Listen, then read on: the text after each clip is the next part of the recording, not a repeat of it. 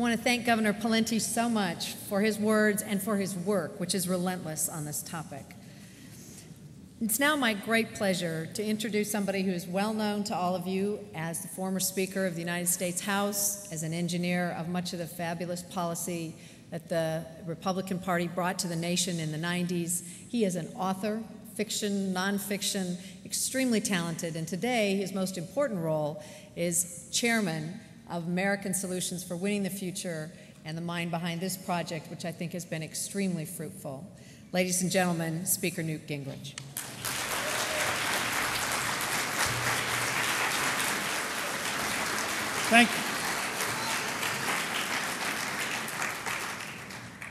Thank you all very much, and I'm very grateful to Governor Pawlenty in the middle of all the things he's doing as the host for a national convention to come by. I'm delighted that you had a chance to get to meet Bob Compton, who I think may have found the vehicle and the way of framing with his film 2 Million Minutes to really create a national dialogue at a new level. You know, I was actively involved as a member of Congress under President Reagan's leadership when the Department of Education released 25 years ago A Nation at Risk. And I actually went around doing town hall meetings that said, remember the report begins, if a foreign power was doing to our children what we are doing to them, we'd consider it an act of war, which you would think is a fairly strong condemnation.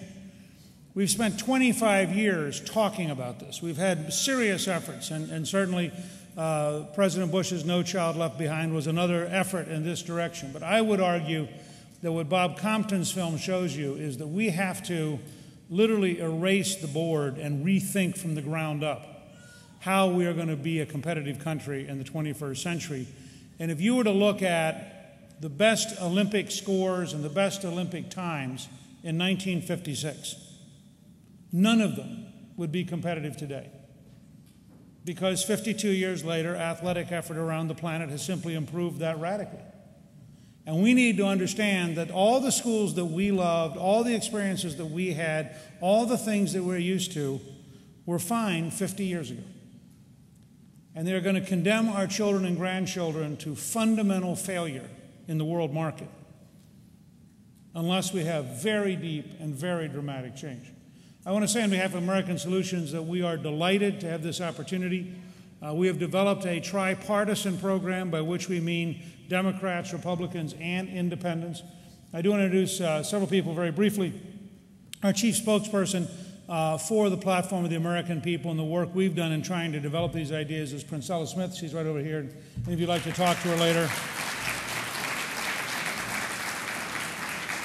The person who really led the entire creation of American Solutions and who is leading an effort which on September 27th will have a further effort on education, among other issues, in our second annual Solutions Day, which will be available both on the web and will be available on television, is Dave Ryan. And Dave has done a tremendous job. And I just want to stand for a second, Dave. Any of you who'd like to talk to Dave later?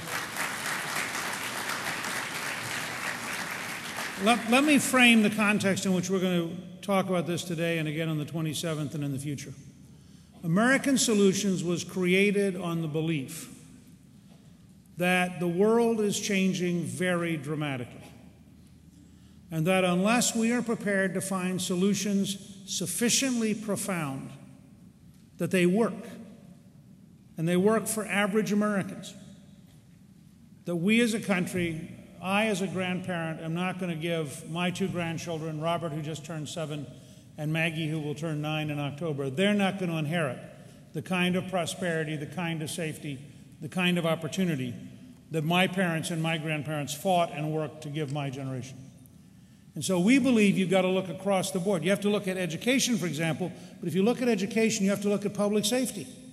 And if you look at public safety and education, you have to look at jobs. Because if you educate a child, but the child has no job future, it doesn't work. And so the whole system ultimately leads you to an extraordinarily profound level of thinking about what does America need to do in the next 25 or 30 years.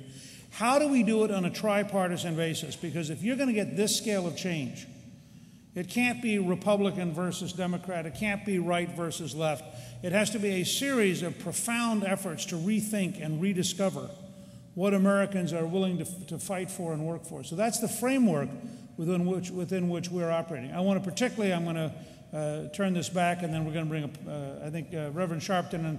But I just want to say a couple of people who are here. First of all, we're very grateful to the Secretary of Education for being here. When she's introduced in a little while, she is doing a terrific job. We have formed a great friendship. She is as iconoclastic and as willing to tell it like it is as anybody I've seen in the education process. And Margaret Spelling has a great future as a leader in this business, and I'm thrilled that she's here. In addition, sitting right next to her, and he'll also be up here in a few minutes, Governor Romer has been terrific to work with. He is the head of Ed in 08. He is the former governor of Colorado, the former head of the largest school district in the United States, LA United. We're become very good friends trying to work on these issues. We share mutual frustrations and mutual excitement about the future. And finally, I was delighted about 2 weeks ago to get a call, and Reverend Sharpton has really begun to develop an initiative which I'm thrilled to be working with him on.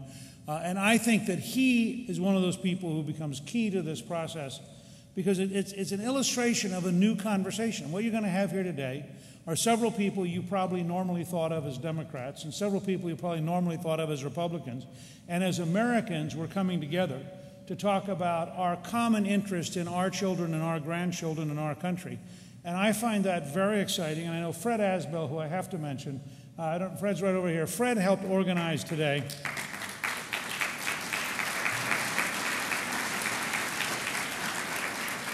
And with Governor Romer's help, Fred was able to also be a participant and work out at the Democratic Convention because American Solutions wanted to actively be at both places. And so we just want to say thank you to everybody who's here today. I think this is a very important conversation. I'll just close with this thought. I've advocated strongly that the Secretary of Defense issue an annual report on education as a national security matter. When I served on the Hart-Rudman Commission, looking at national security out to 2025, which President Clinton and I created when I was Speaker, and which had a bipartisan group of Democrats and Republicans who spent 3 years looking at what threatened America. Our final report in March of 2001 said the greatest threat to the United States was a weapon of mass destruction going off in an American city, probably from a terrorist group. We called for a Department of Homeland Security.